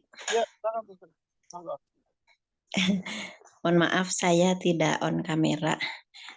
Mau menanyakan saja Pak, karena memang tadi salah satu kendala yang kita hadapi adalah banyaknya aplikasi yang ada di puskesmas ya. Jadi ini juga membuat teman-teman males untuk mengisi ya atau tidak semangat untuk mengisi karena banyak sekali aplikasi yang ada di puskesmas. Untuk satu sehatnya kira-kira ini bisa berjalan kapan ya Pak ya biar semuanya bisa nanti teman-teman seperti tadi yang disampaikan oleh narasumber menginputkan satu, tapi nanti indikator beberapa program itu bisa keluar gitu untuk dashboardnya gitu. Mungkin itu saja Pak. Terima kasih karena memang itu menjadi salah satu kendala kami monitoring dan evaluasi dari Dinas Kesehatan Kabupaten. Terima kasih. Assalamualaikum warahmatullahi wabarakatuh. Waalaikumsalam warahmatullahi wabarakatuh. Ini pertanyaannya ke pusat berarti ya. Ini terjadi terkait dengan Satu Sehat. Memang kita sudah melaksanakan onboarding di Sri tanggal 13 sampai 14 Desember kemarin. Kami mengundang 35 vendor besar yang sudah terintegrasi dengan Satu Sehat terkait dengan modul KIA, baik itu ANC, GNP, PNP, sampai dengan INC-nya gitu ya. Jadi saat itu kami sudah melakukan onboarding bagaimana teman-teman Simpus bisa melengkapi data-data variabel sesuai dengan Satu Sehat dan juga nantinya dapat mengirimkan datanya ke Satu Sehat. Jika setelah ini kami akan melaksanakan yang namanya evaluasi terkait dengan hasil dari onboarding kemarin, mungkin nanti di awal tahun di bulan Januari kami akan mencoba evaluasi kembali, lalu kami ingin melihat terkait dengan data yang sudah masuk dari masing-masing aplikasi atau sistem informasi yang ada di masing-masing daerah, contohnya Simpus di daerah Kabupaten Garut punya Simpus sendiri, di Kota Tangerang punya Simpus sendiri. Nantinya cukup dengan Simpus itu jika sudah mencukupi, maksudnya dalam arti sudah full coverage dan itu sudah bisa menggantikan aplikasi seperti EcoHot, lalu MPDM, lalu juga dengan terkait dengan FPPBGM, nanti cukup dengan Simpus tersebut, nanti datanya sudah bisa kita ambil melalui Satu Sehat. Mungkin seperti itu. Iya. Mudah-mudahan nanti di awal Januari kita akan melakukan evaluasi kembali kepada 35 vendor yang sebelumnya kita sudah undang, apakah sudah ada hasil dari apa yang sudah kita ajarkan, apa yang sudah kita trainingkan ke mereka terkait dengan integrasi dengan Satu Sehat. Mungkin seperti itu Bu Sri. Ya, baik. Terima kasih banyak Pak. Sama-sama Bu Sri. Ya, ada pertanyaan lagi? Oh, Mbak Sari mau menambahkan. Silakan Bu Sri. Baik, mohon izin Mas Torik menambahkan. Jadi kami juga mau terkait pertanyaan tadi ya dari Bu Sri ya, yang Satu Sehatnya kapan bisa berjalan. Jadi karena kita sudah melakukan pelatihan ya, jadi onboarding ini pelatihan untuk vendor-vendor yang sudah terdaftar di website Satu Sehat per Oktober 2023. Itu sudah sebagian besar ya, itu sudah kita latih waktu Desember kemarin. Nah, ini mohon bantuan juga dari Bapak dan Ibu yang vendornya sudah dilatih untuk sama-sama nge-push gitu ya, nge-push vendornya untuk menyediakan variabel gizi dan KIA di sistem informasinya masing-masing. Jadi ada list yang kita sebar ya di WhatsApp grupnya pengelola data gizi KIA masing-masing provinsi. Ini mohon dilihat apakah vendor yang digunakan di masing-masing puskesmas yang ada di kabupaten kota Bapak dan Ibu itu sudah masuk di dalam daftar yang sudah dilatih gitu. Jadi kita sudah ada pemetaannya. Kalau misalnya sudah masuk sebagai yang sudah dilatih, mohon bantu kita untuk nge-push variabel gizi KIA terdapat di sistem masing-masing. Jadi contohnya ada yang pakai PT Infocus gitu ya, kalau pakainya EPUS, ada yang pakainya Sikda, ada yang pakainya apalagi banyak ya, vendor-vendornya ada banyak. Nah, di situ sudah ada pemetaannya, jadi tinggal bisa termasuk variabel gizi dan KIA apa saja yang dimasukkan pada sistem informasi puskesmas masing-masing untuk tahap 1. Jadi tahap 1 ini yang prioritas ya. Jadi nantinya tahun depan akan ada lagi pelatihan untuk vendor-vendor yang Satu Sehat untuk revolusi dan KIA yang versi lengkapnya seperti itu. Jadi harapannya dari masing-masing kabupaten kota juga ikut nge-push vendor yang digunakan di sistem informasi puskesmasnya di wilayah kerja masing-masing supaya menyediakan variabel gizi dan KIA di sistemnya, kemudian mengirimkan datanya ke satu. Seperti itu. Terima kasih. Jadi kalau misalnya ada beberapa kabupaten kota memang yang pakainya bukan vendor ya, ada yang pakainya dikembangkan sendiri gitu ya. Nah, dikembangkan sendiri ini juga bisa menginfokan juga ke kita atau memastikan apa namanya puskesmasnya atau IT yang digunakan dalam mengembangkan sistem informasi puskesmas itu mendaftarkan diri ke satu sektor seperti itu supaya nanti tercatat siapa pengembangnya walaupun dia bukan vendor. Terima kasih Bu. Terima kasih Bu Sari. Iya, terima kasih Mbak Sari atas masukannya. Lalu ada masukan lagi atau ada pertanyaan dari Bapak Ibu semua? Dipersilakan.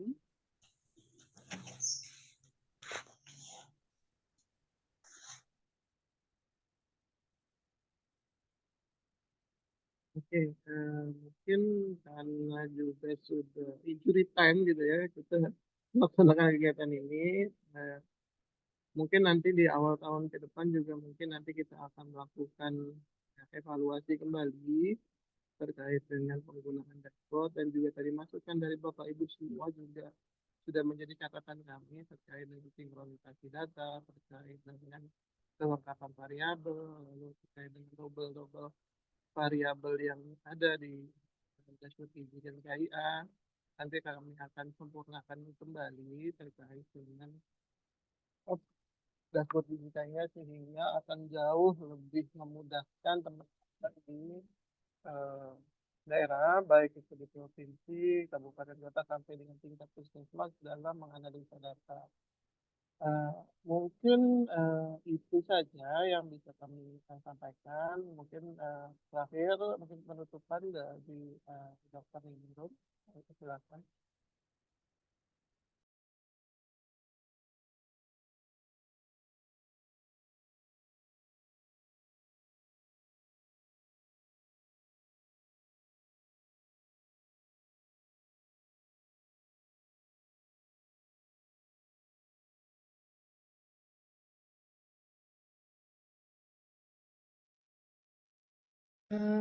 Mohon izin Pak Tori. Oh iya, silakan Bu. Itu Pak, keterkaitan dengan puskesmas, kamu itu belum masih ada 2 puskesmas yang belum masuk ke Kabupaten Garut. Di ini ya Bu, di dashboardnya Bu. Iya, di dashboardnya. Nanti kami coba cek lagi ya Bu. Iya. Kemudian yang untuk puskesmas itu kan kalau tidak salah dulu itu ada yang per desanya apa ya? Gimana Ibu, mohon maaf? Kan sekarang itu puskesmas apakah sudah bisa menampilkan datanya? Desa ya, data per desa ya Bu. Iya, Iya, betul. Kita per puskesmas Bu, jadi belum sampai level per desa. Belum ya Pak ya?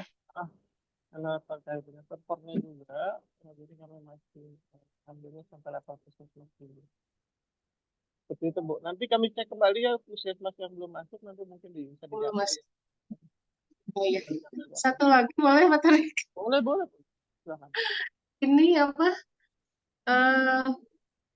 Pemilihan puskesmas pada saat kita mau menampilkan di data. Kami kan banyak tuh, ada 67 puskesmas. Jadi harus diklik satu-satu pada saat kita mau menarik data gitu. Iya.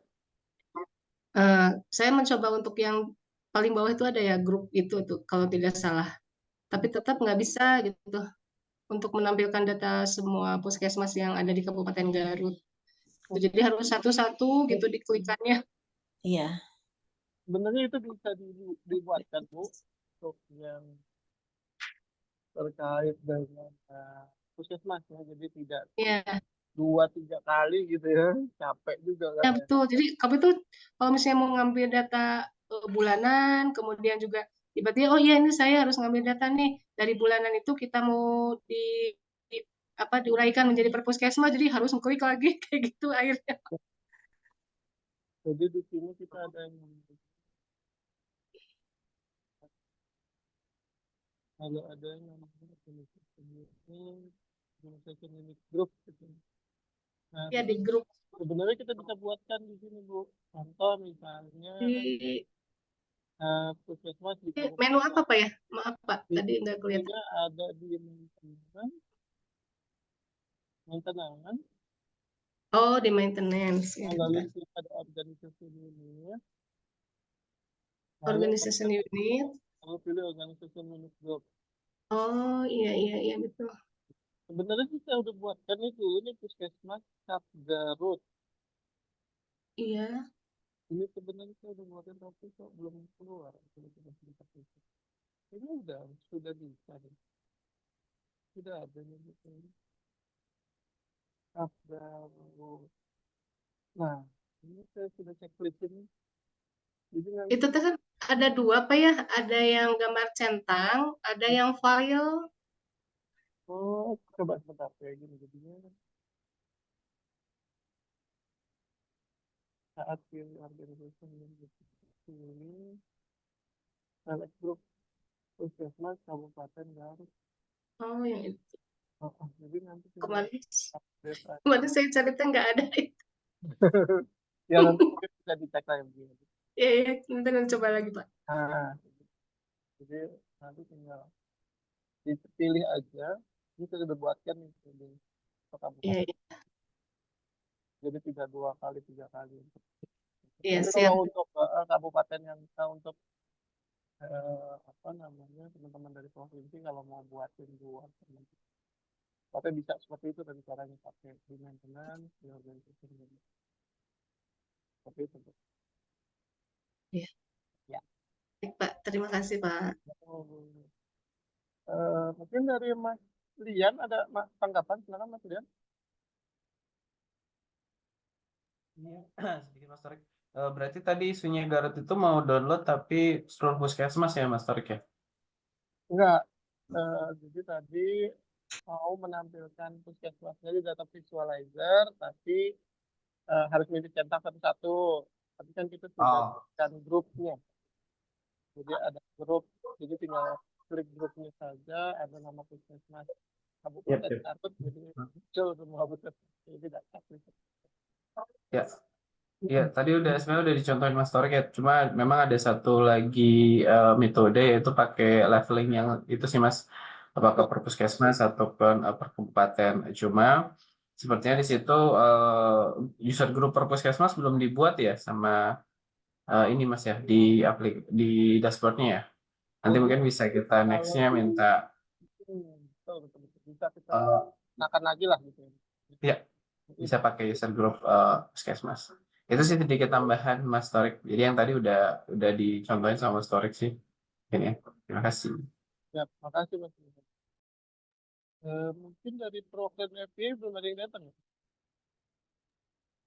Mas Torik, izin mau tanya Mas Torik. Oh, silakan Bu. Mas Torik, saya kan mencoba menarik data tahun 2022 ya. Contohnya K1, K4 per puskesmas.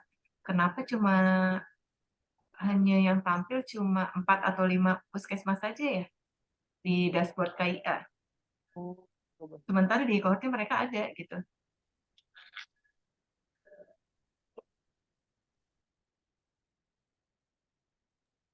Contoh K1 atau K4 2022. Iya ya. Ini juga K4 cuma K1 ya. Tapi sebenarnya mereka sudah input ya.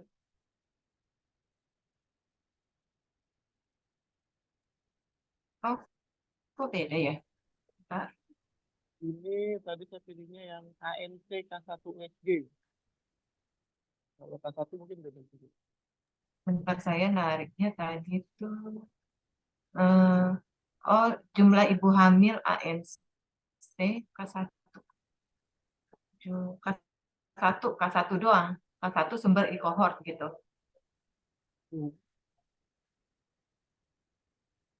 Oh, iya. Nah itu ya, karena banyak indikator K1-nya. Ya. Sorry.